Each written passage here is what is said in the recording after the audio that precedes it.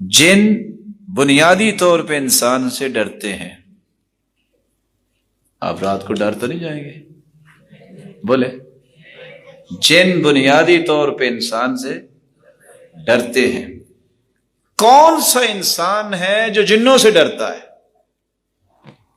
مشرک، بدعتی، ناپاک اور غلیظ. میں نہیں کہہ رہا، قرآن پڑھیے. وَأَنَّهُ كَانَ رِجَالٌ مِّنَ الْإِنسِ يَعُوذُونَ بِرِجَالٍ مِّنَ الْجِنِّ فَزَادُوهُمْ رَهَقًا.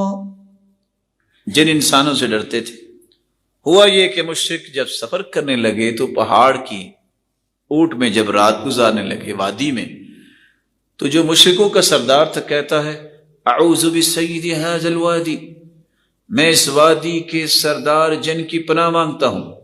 لیکن ہاں ایسے ہی ان سے ڈر رہے تھے.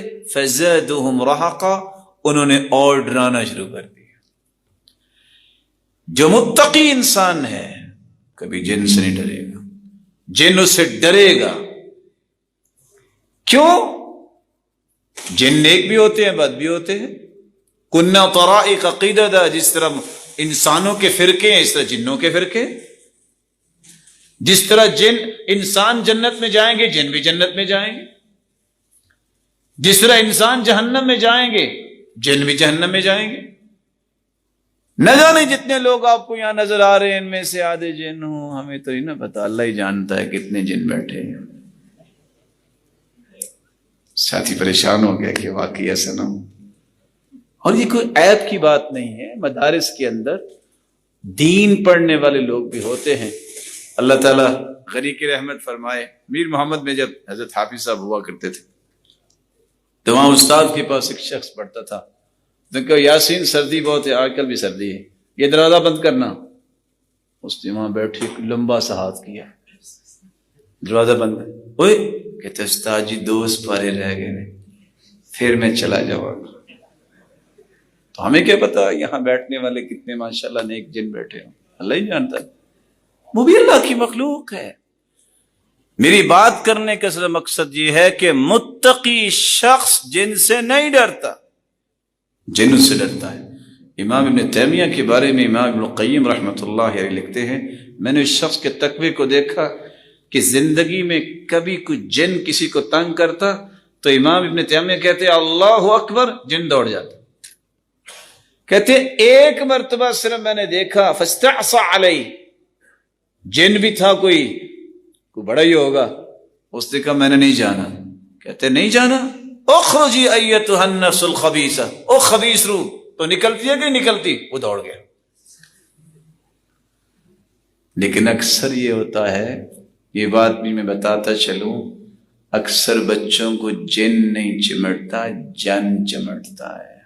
جانتے ہو جن؟ کوئی نہ کوئی پیسے لینے ہوتے ہیں، کہتے ہیں جی بس مجھے جن تنگ کرتا ہے، پیسے دے دو جن ختم.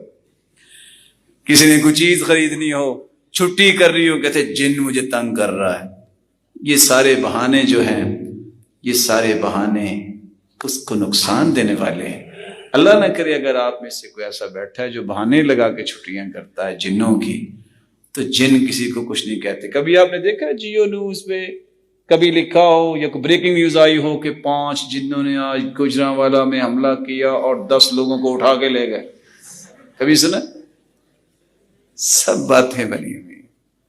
ہاں ان کے اثرات ہوتے ہیں.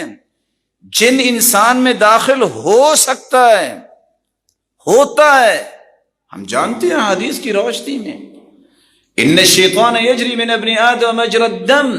اللہ کے رسول نے فرمایا رات کو تفلت علی الجن، ایک رات کو جن آیا، میں نے پکڑ لیا اس کے گردن سے، پلی جیسا تھا اور اس کا لعاب بھی میرے ہاتھ پہ گرا. میرا جی تو چاہے اس کو پکڑ لو، صبح میں باندھ دوں اس کو ستون کے ساتھ اور مدینے کے بچے اس کے ساتھ کھیلیں. پھر میں نے چھوڑ دیا. مجھے یاد آ گیا سلیمان علیہ السلام نے کہا تھا یا اللہ جو مجھے حکومت دی میرے بعد کسی کو نہ دینا.